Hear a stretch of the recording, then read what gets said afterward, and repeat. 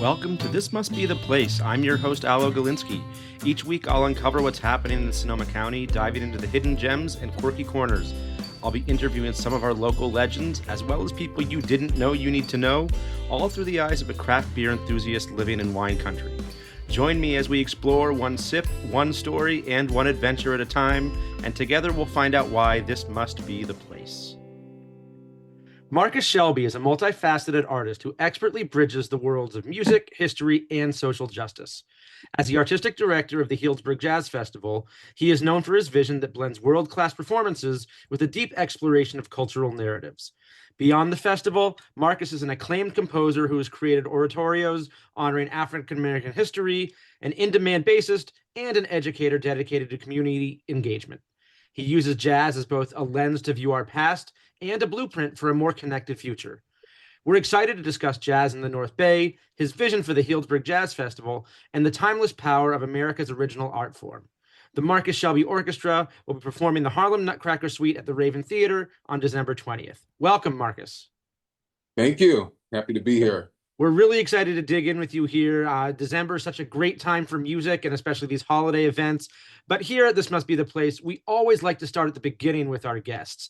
I'd love to hear a little bit of your background and what first sparked your interest in music and especially jazz. Was there a specific moment that got you hooked, or should I say jazzed, on the art form?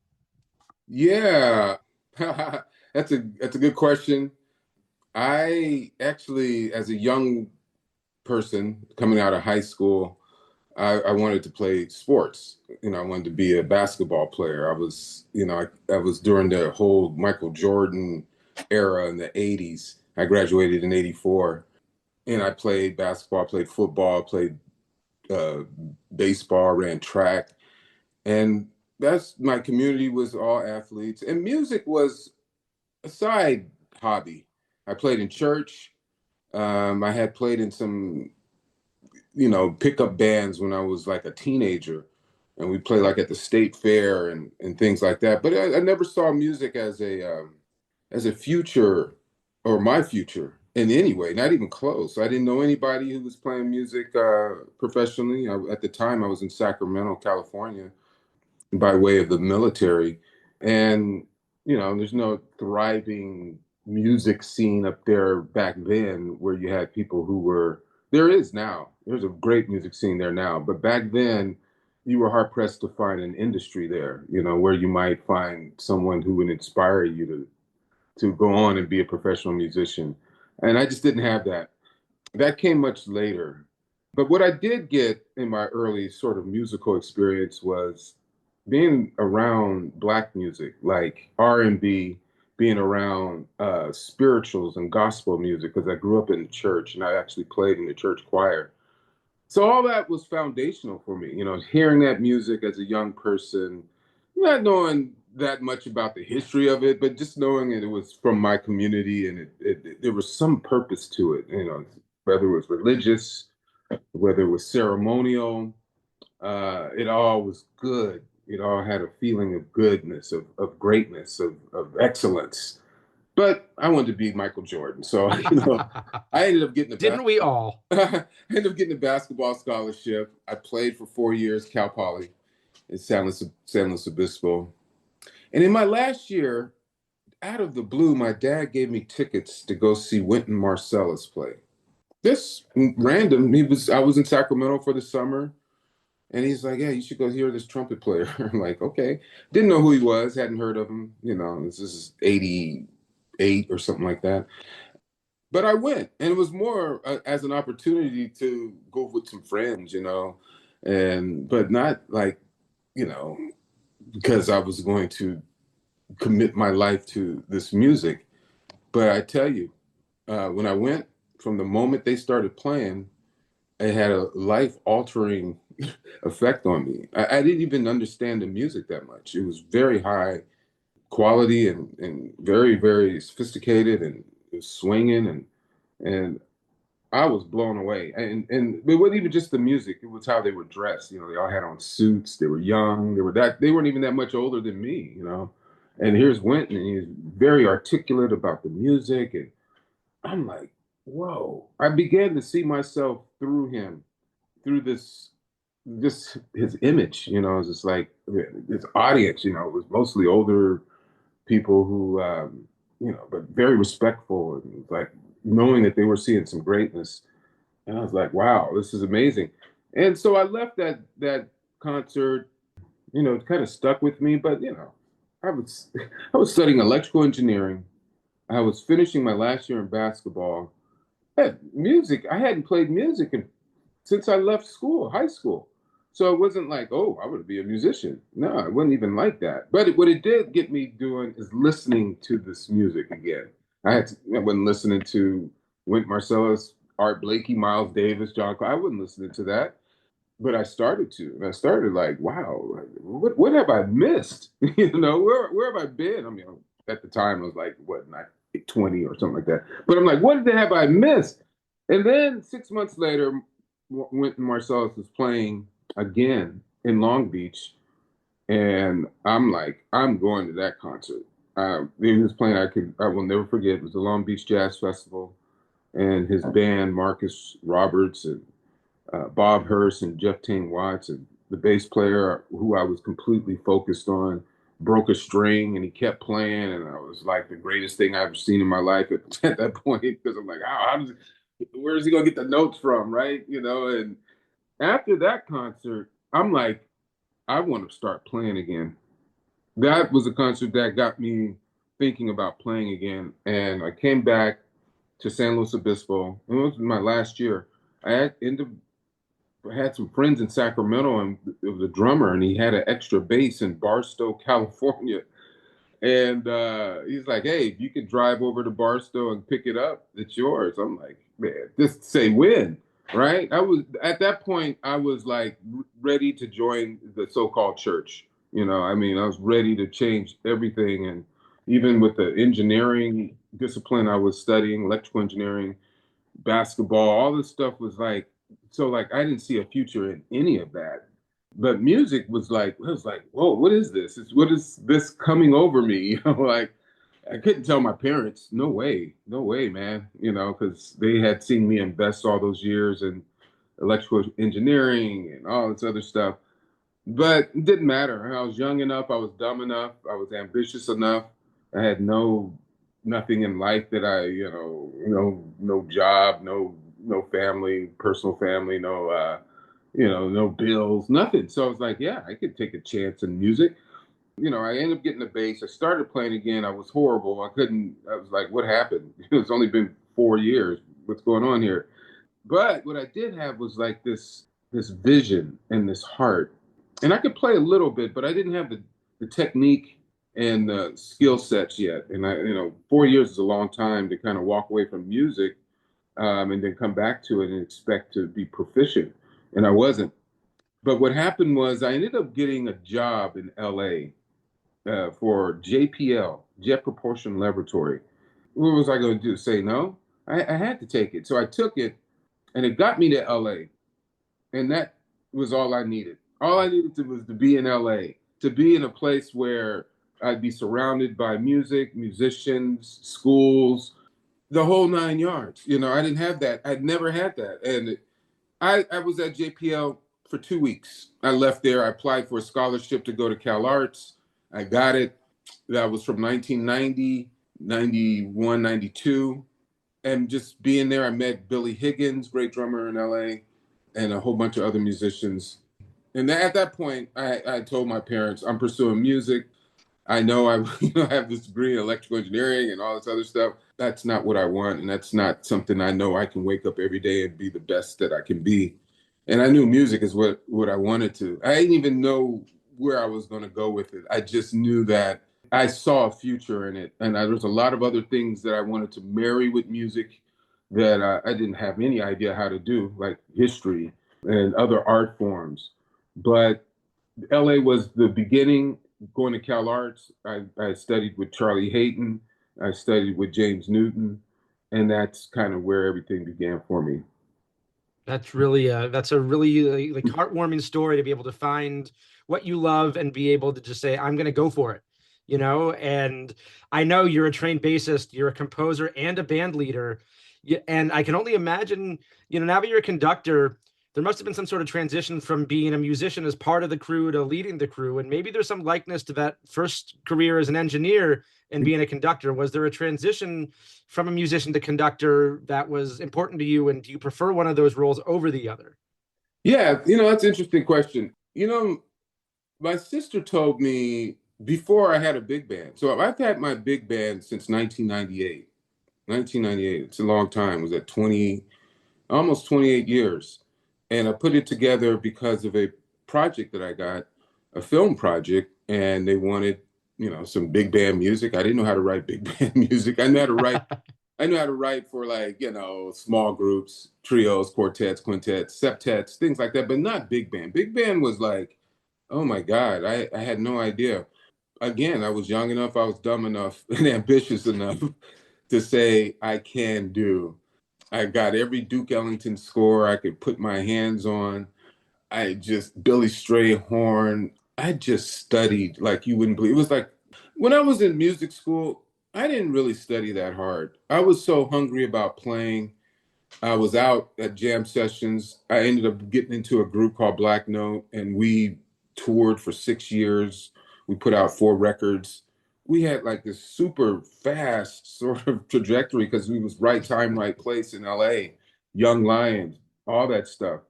But as a personal musician, I had a lot of growing to do, and I knew it. And I moved to San Francisco in '96 after our band broke up. And I came up here with I could have went to, a lot of different places musicians can go: New York, Chicago, stay in LA, New Orleans, Portland. There's a lot of great places. The Bay Area, I always loved whenever I came here to play with the band I was in. And just as a city that had all these other values and things that I really believed in outside of music. And so I came to San Francisco. I had some friends here. I got on some gigs. And I saw it as a very fertile place for me to develop individually because I felt like I had a lot of developing it, not only as a musician, but also I wanted to write. I wanted to compose. And I got here, and one of the places that I landed was the intersection for the arts in the Mission District. And that's where I really learned about other art forms. Now, to get back to the conducting thing, I started my band in '98, and it was because of a film project. And put together a big band. I wrote some music. When I look back at it now, it's horrible. But I had good melodies, I had good ideas. But as a sort of like, when I think about composition now, almost 30 years later, I was like, oh my God, I can't believe I did that. But it worked, it was very evocative for the film. It was a short film called King of the Bingo Game. And ironically, it features Coleman Domingo, one of the big Hollywood actors. It was his first film that he was in. This is 1998. And wow. And there were some other actors in there that many years later I became friends with. But the conducting came about because I wanted to write pieces that were not, longer forms, that had multiple movements. I mean, I was starting to, the Ellington, I ain't even got into that part of my story, but the whole Ellington thing, just at that point, '98, when I put the big band together, it was modeled after Ellington. At that point, Duke Ellington became almost a daily pursuit for me through books, through scores. And Ellington and Billy Strayhorn are known for these long form compositions.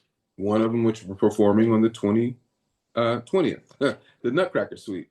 But he had other ones, some that are through composed, like he has a piece called Harlem. And then other pieces that might be suites, incidental music, film scores, multiple tempos, a lot of things that you might find in European classical music as far as aesthetics and movements and tempos and instrumentation. And so the conducting in this form, this art form, big band music, it's not like you might see in classical music. You might borrow some things, but you're not beating out beats like you might find in classical music where you're really keeping time. It's almost a social gathering. I learned most of what I do as a conductor through church, how a choir conductor handles and manages a choir. bringing out the best of the individual. It's a more vocal experience. You don't really have a conductor in European classical music shouting out directions or yelling or clapping or whatever. It's much more formal technique. I spent a bunch of time hanging out at the symphony, watching, different conductors come into town, watching their technique, but more so, not to bring it into the idiom that I was working in, but more so just to learn really just the technique of counting and time and managing how a conductor does, because I wanted to bring that into what I was doing since I started writing longer form music. Because after that came a piece called Port Chicago that I wrote. That was 13 movements. Harriet Tubman, another sort of large piece, a piece about Dr. Martin Luther King, a piece about the prison industrial complex called Beyond the Blues, a piece about Black baseball, the Negro Leagues and the Blues, and then recently a piece about the pandemic called Blues in the City. Some of these I play on and conduct, some I just conduct. I've done it both with the Nutcracker Suite, where I've hired a bass player and I conduct. I like doing it both. When I'm conducting, I'm dancing, I'm flailing my hands in the air, stomping my feet. It's a very social, almost religious experience. I'll tell you a quick story about kind of my baptism into conducting, because there's a vocalist, very famous at this point, but she was in the Bay Area for many years. Her name is Letticy, and dear friend, I love her. She has given me so many opportunities. One of the opportunities, she got hired by the Basie Band to tour New York and to go to Japan. And early on, I had wrote a lot of arrangements for Letticy, and we had did some stuff with the Oakland Ballet. And so she called me. She's like, "Marcus, I need some arrangements for this Basie tour." And I was like, "Oh, okay." Of course. I love Count Basie. Although I'm an Ellington, when it comes through, how did I learn how to do this music? It learned through studying Duke Ellington and Billy Strayhorn. A lot different than Count Basie, I will say, a lot different. There's some similar things, but Count Basie's ensemble approach, or the arrangers who wrote for him, as opposed to the way Billy Strayhorn and Duke Ellington wrote for him, they're two different sort of concepts. And mine was through the Ellington Strayhorn as far as the school and approach. But here is the Basie Band, who's been playing this catalog, this inventory of the most amazing arrangements ever written, by the greatest arrangers who ever lived, Quincy Jones and others. And so Letticy's like, "Yeah, I need you to do a couple arrangements, and then I need you to conduct." I'm like, "What?" And this was over 15 years ago. So I'm like, "Okay, I'm right. I'm not going to say no, because this is what I signed up for. This is what I'm saying. When the door opens, you go through it." And so I did my arrangements. I flew to New York. We had a rehearsal that afternoon, and then we had a concert that night. So I brought in my arrangements, and the band hated them. Hated them. Not everyone, but enough of them where it was like, what did I do? Because I overwrote. It was not in the Basie tradition. These cats were used to playing the same repertoire for many years and decades, that had been in Ellington, new stuff, but still written into the Basie format of how they write for ensemble and solos and everything. So mine did not satisfy that sort of benchmark. The conductor of the band at the time, great cat, pulled me to the side, and he's like, "Listen," and he sat me down, and he almost gave me a quick a basic arranging lesson in an hour, And then I went back to my hotel room that night, and I almost rewrote the whole arrangements that I wrote for Letticy. There was like 6 of them, but I didn't care. I had nothing but time. I was already feeling rejected. Some of the cats in the band were openly disparaging me. This young cat. So hurtful, but I kind of needed that. I had been in San Francisco. These were grizzled vets. So they didn't care. So I rewrote them. Got through the week. By the end of the week, it was awesome. We were at the Blue Note. And then I thought, that's it. These cats will never call me again. That's just going to be part of my story. Sure enough, a month later, I get a call and they want to go to Japan and play the Blue Note in Japan. And they wanted me to come. And I'm like, Cool. all right. But they wanted me to rework. They wanted me to work more on the arrangements. I went back and rewrote the arrangements. We got to Japan. We rehearsed them. Everything went great. But it was a moment of, you're not in New York. You're not around a lot of that energy, a lot of that standard. You might be comfortable in a certain place. You don't confront those things. Sometimes you don't confront your deficiencies that help you grow. So the conducting came out of that experience. It came out of just doing it over and over and over and over again. And just learning from watching video, from going to the symphony, from watching other people conduct big bands. And now I'm very comfortable with it. I had to go through almost another formal education in real time. Well, it sounds like you had a lot of great both inspiration and real life people to draw from and kind of learn how to, conduct yourself in a way and gain perspective. And, I think the phrase back to the drawing board applies to artists of all mediums. And sounds like you didn't have the ego that allowed you to, or I should say, you didn't have the ego that didn't allow you to go back and rewrite stuff. You were able to say, okay, I'll consider this. And okay, I'm hearing from other people and go back and learn. And that's part of the evolution of everybody, I believe. Yeah, sometimes you don't have a choice. Right. But you do have to you got to be real honest with yourself. And now I'm not young enough and dumb enough. I'm older. I can't make those mistakes anymore. But I was able to use that for many years where I'm like, just do it. Just do it and then learn from it. Soak it all in. Yeah. And speaking of soaking it all in, I know you did mention a couple of beats ago that you are performing the Harlem Nutcracker Suite on December 20th at the Raven Theater. Why is this the perfect music to celebrate the season? Well, I mean, the Nutcracker Suite, Tchaikovsky's original, it's one of the most celebrated. And as far as holiday music, it's played somewhere in the world, from December 1st to December 31st. Sure. Like every city, every town, every hamlet. And because it's a story, it's beautiful music, and it involves young folks. It's just something that I think captures the holiday spirit. What makes it a great time of the year to go out and hear it is because, particularly the Duke Ellington Billy Strayhorn version, is because you immediately recognize the themes that everybody knows from the original Nutcracker immediately.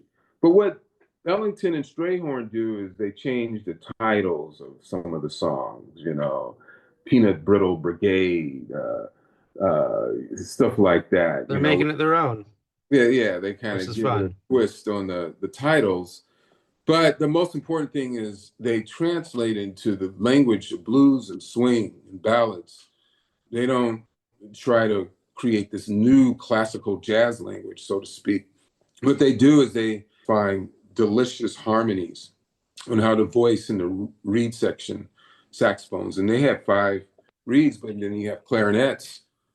And then you have 3 trombones, and so he's found a way to really kind of give it that warmth of the sound of the blues, the swing, using these really recognizable and wonderful melodies written by Tchaikovsky. I fathomed that they were probably a lot alike as composers, finding ways to capture moments, and instrumentation was important to Tchaikovsky, and instrumentation and use of instrumentation is what I think gives Ellington his sort of band sound that's different and unique than others. Now, talking about some of your other work, you mentioned a little bit ago about the oratorios on Harriet Tubman and Dr. Martin Luther King Jr. Much of those explore the themes of African-American history, social justice, and civil rights. What drives you to use music as a medium for exploring and commemorating those historical narratives? Curiosity.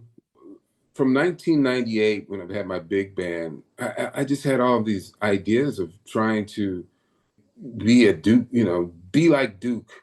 And then Wynton Marsalis, he had the jazz at the Lincoln Center, and he was already doing that. He had big pieces like Blood on the Fields, and other pieces. But as far as Ellington and what he was addressing his music, it was all very interesting. It was something that I could just sink my teeth into and do every day for the rest of my life. So I had a lot of curiosity about history. I love history.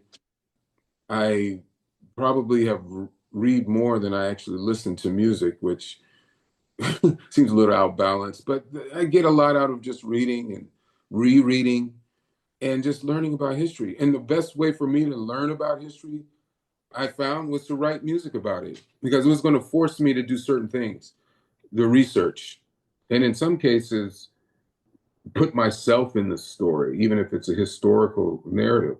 What do I mean by that? It's almost like method acting. When I worked on Dr. Martin Luther King, the piece is called Soul of the Movement, the meditations on Dr. Martin Luther King. I went down south for 2 weeks. I went to all of the sort of places, the hot spots: Memphis, Mississippi, Alabama, Arkansas, where Central High School, and the Little Rock Nine. Chicago, I spent a summer at Chicago. These are 4-year projects for the most part, because I always want to kind of maybe find academic setting where I could really, really research and then go where it happened, meet people, find out the local history there.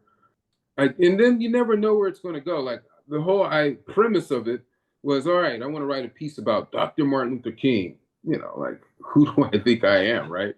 But you start there, right? You guys, like, I want to start there. I had already done a few pieces. I did one about Harriet Tubman, same thing. I went to where she was born, which was in Maryland. And then I went to where she passed away, which was in New York. And I met people, other scholars, and I spent 6 months at Stanford in a residency and doing research on Civil War, on women's rights movement, because Harriet Tubman was very much involved in those two, outside of just, when she was a runaway and helping other people run away. Just trying to absorb as much of a story as possible, because out of that, for me, comes melody, comes rhythm, comes color, which is chords, comes timbre, which is voice and different voices. And I just, in a way that it never could, and I think with such purpose and meaning, if I didn't kind of go through this process.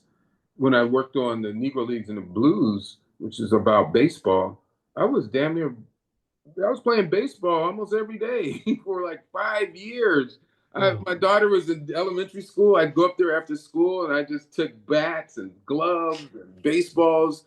That's another sidetrack, but I came back to baseball. It's sort of my favorite sport for the last 15 years, whatever. Season tickets, complete, I was part of SABR, Society of Baseball Research, go to the conventions, and just became just a hound when it came to the history of the Negro Leagues. And every day, videos. And it really, during the pandemic, as awful as it was for society to close down, what I did was sink into a massive amount of research, going back, rewatching all the World Series games from the 1970s all the way up to the 1990s. Just, I had to refresh myself, stuff like that. Sure. Because out of that, again, comes all the things that I think music is built from: tension and release, which is the blues. Tension, harmonic tension and release. Melodic tension, melodic release. How things resolve, how things go through an experience and resolve. That's what a blues is. It's from a concept standpoint.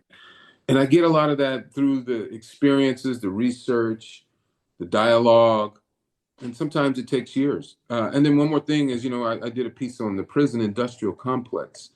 It was just sort of at the height of all of this, like a decade ago. It was like, man, we're just mass incarcerating, way over incarcerating our population, and particularly, in my community. And so I didn't even know where to start, but I started going to juvenile hall and just taking musicians there and playing for the young people there. Some of them were young women, some were mostly young men here in San Francisco. and just trying to learn more about the subject. How does a young person end up there? What are their circumstances? And then going beyond that, going to San Quentin, going to other places of incarceration, Folsom. And then I had a person who worked with me, and we had a monthly meeting just on the prison industrial complex. This was a decade ago. But out of that came all this music, because I was learning about historical music, prison songs, work songs, and then coming up original music that was just oozing out of me because I was thinking about people who were caught up in the system. I was thinking about the history of how we got from the 1970s to where we are now. And even now, there's almost a consensus across the political spectrum that we have.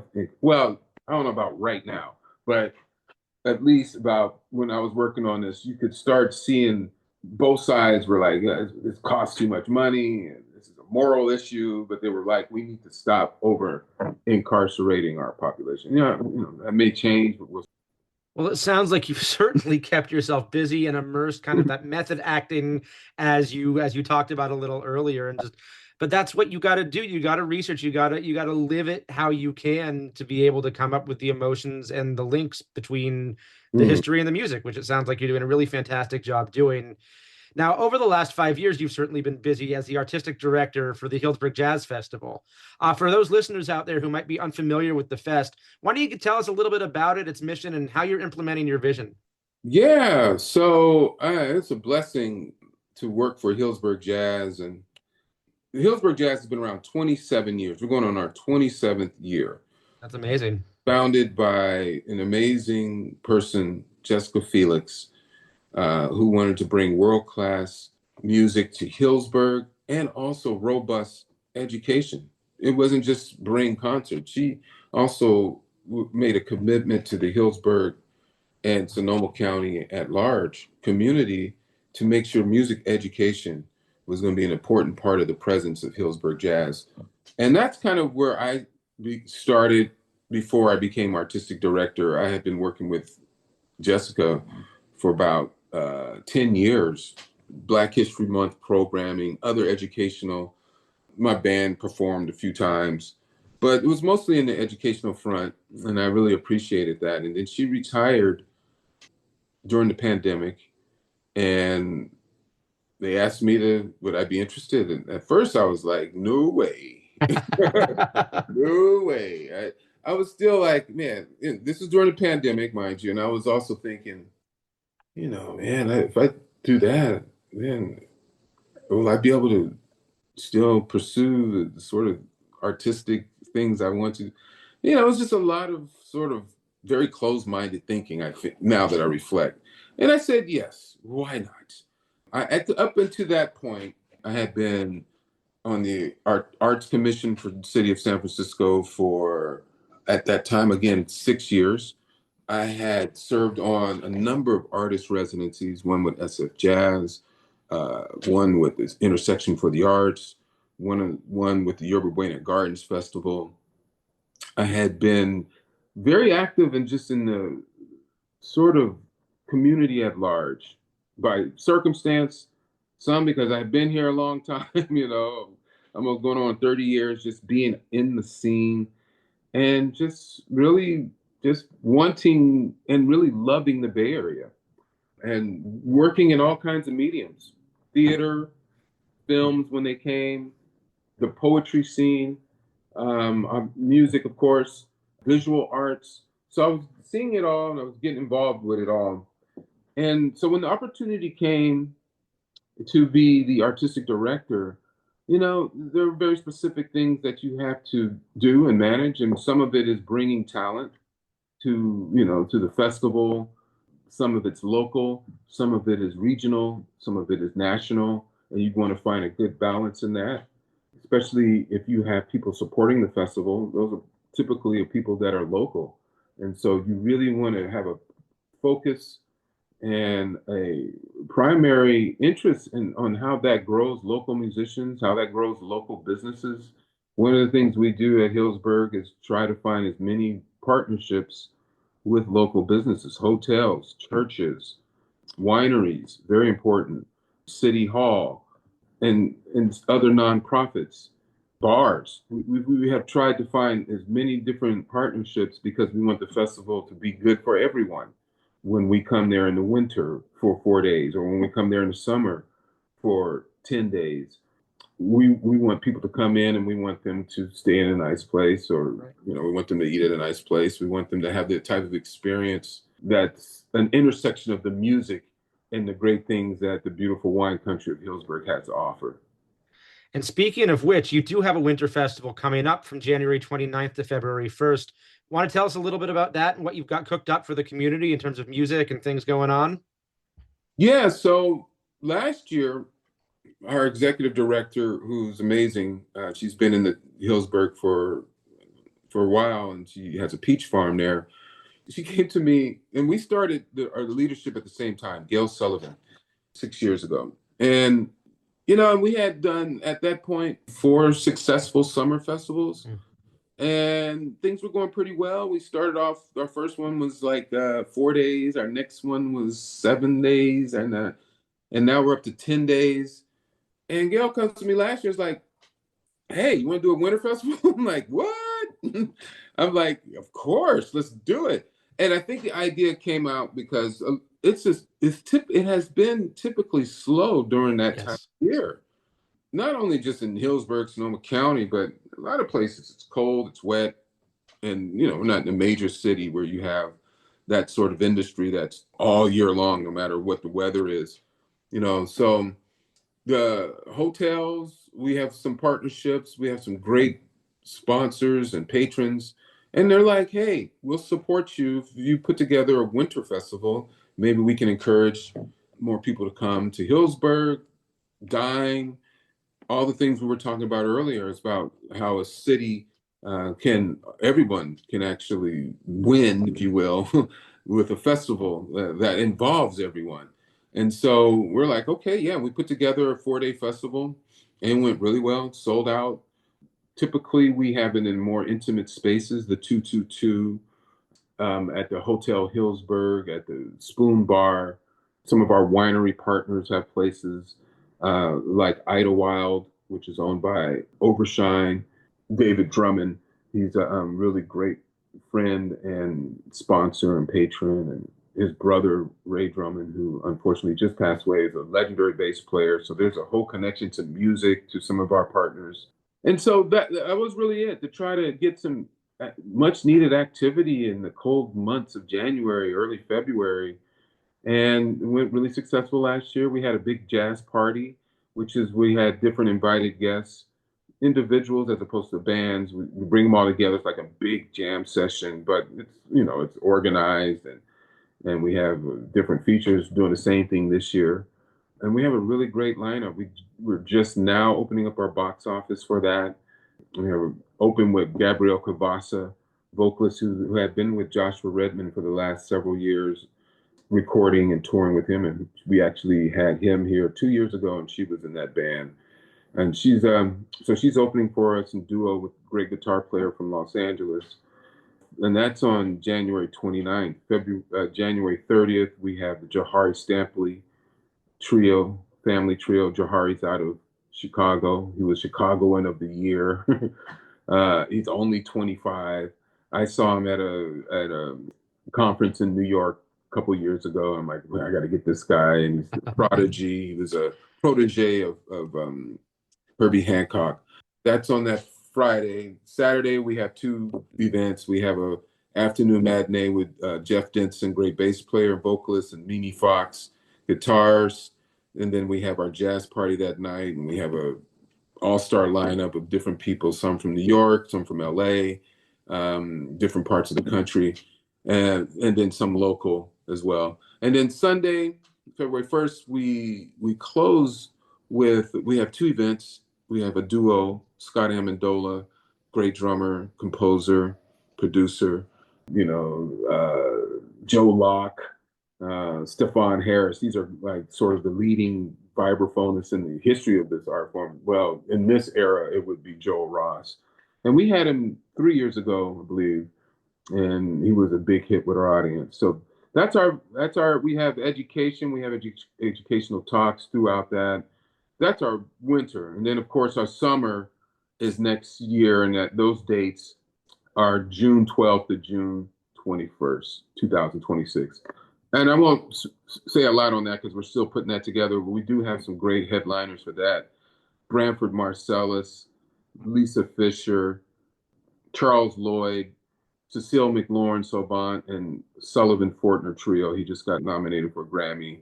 And then my orchestra does a feature, and we usually bring in a major artist to guest with us. Last year we had Jason Moran. 2 years ago we had Jasmine Horn. I haven't confirmed who we're going to have this year, but I'm in talks with some really great artists. And we have our Juneteenth celebration, our Father's Day celebration. Well, it sounds like we're going to have you back on this podcast in the spring to go over everything you have planned for Healdsburg Jazz in the summer and beyond. As we start wrapping up here, I want to ask you kind of a bigger picture question. What is your perspective on the current state of jazz music and its future trajectory?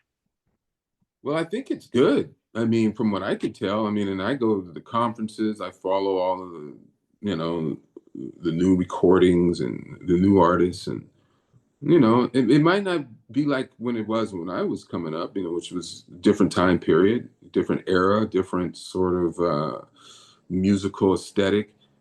But nonetheless, I think it's good. You got some great artists. There's more information out there than there ever has been on this music. There's more ways to attain this music, whether it's online. And, the whole live aspect I think is fully back from when it kind of crashed 5 years ago. So I think it's in good shape. And there's a lot of great young artists, super young in some cases. I'm trying to learn from them. I'm trying to understand the different approaches. I am a traditionalist. That's where I come from. That's how I came into this art form. It's what I love. I've evolved over the years to think outside of that very specific box. And it's been a much richer experience for me since I've been doing that. But I did feel like I needed to spend nothing but my entire time on learning this traditional art form. But as an older artist now, and particularly as a curator and a booker, I'm listening to everything, every day, all the time. Whether it's something I can say, I really enjoy this or not, I'm looking for ways to enjoy it because of the information that exists, because of the ways to attain this music. And it's creating new audiences. But, it's always going to be in competition with popular art forms that are in existence. So you're always going to have that. It's never going to be the most financially lucrative, but it's always going to have its purpose, history, and that will never be taken away. Right. And so would you suggest for people who are maybe newer to jazz or haven't experienced jazz, is the best way to immerse yourself in it to just come on out to the Healdsburg Jazz Fest, whether in winter or summer, or is there something they should be listening to prep themselves? Is there a playlist of yours that's a favorite? How should new jazz lovers or learners get into it? I would say the first thing to do is take away the word jazz. All right, because that always hangs people up. Once you eliminate that as an entry point, like you must understand jazz before you can listen to it and before you can enjoy it. No, find something that appeals to you. And this art form has every aspect of the American aesthetic, rooted in this sort of experience, this Black experience of civil rights, and all this other stuff, and spirituals and early blues with people like Bessie Smith and Ma Rainey and Alberta Hunter. Louis Armstrong, Duke Ellington, Jelly Roll Morton, John Coltrane, Thelonious Monk, Nina Simone, all the way up to what we have today. I was with my daughter, 16 years old, and she's like, who you need to bring? You need to bring Thundercat to your festival. And I love Thundercat. I just saw him at the Monterey, and I've seen him in other festivals. So I'm listening, and I'm seeing what young people are listening to, and it's not as narrow as I perceived it to be as a young artist, although I would never do anything different. But I will say that this music is broad. And once you remove the sort of what are the credentials I need to listen to it out the way? And it's okay, what makes you feel good? Does swing make you feel good? Does a backbeat make you feel? Does an Afro-Latin rhythm make you feel good? There's so many ways into this music. Right. And so, but, if you were like, what is that one record? It's got to be Kind of Blue. It's just got to be Kind of Blue. It's got to be Kind of Blue, because it just it's a mood. It's a mood. It's a vibe. It's a vibe. It's a mood. It's everything you want it to be. You heard it from Marcus Shelby here yourself, listeners. Marcus, I want to say thank you so much for taking some time to appear on This Must Be the Place. I can't wait to get out and experience some jazz in Healdsburg in the next couple of months. And I hope you had a good time on the show with us today. I did. Thank you, Al. I appreciate it. Take care. All right. The interviews are done, which means I think it's time to crack one open. Interviews make me thirsty, and I want you thirsting for knowledge about some great beer, both local and not so local. Each week, I'll introduce you to a beer I find discussion-worthy and explain the nuances of what makes it fantastic in my eyes and why you should give it a try. And just to keep it on point, I'll even try to make sure the beer reflects the vibe or theme of the episode. Now, this interview got me thinking how beer and jazz do have things in common. There's always some improvisation that goes on while creating the final product. They're both great to sit and contemplate life over, and they can both offer smooth, pleasant notes to our senses. After chatting with Marcus, I knew I had to dig into a beer that's a classic favorite of mine from a brewery we visited in our very first episode. That is Brother Thelonious Abbey Ale from North Coast Brewing Company up in Fort Bragg, California. I thought after having such an enriching conversation about music, a beer named after legendary pianist and composer Thelonious Monk felt like it was just right for the mood. Brother Thelonious is in the style of a Belgian Abbey Ale, a dark beer that has pleasant notes of caramel, rich stone fruit, and slight cocoa notes that rise to your nose.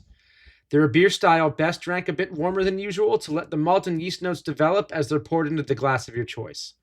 Just like jazz, Belgian beers are rooted in tradition and years of perfection. What would I pair with this beer? Some great company and, of course, a jazz playlist or album of your choice.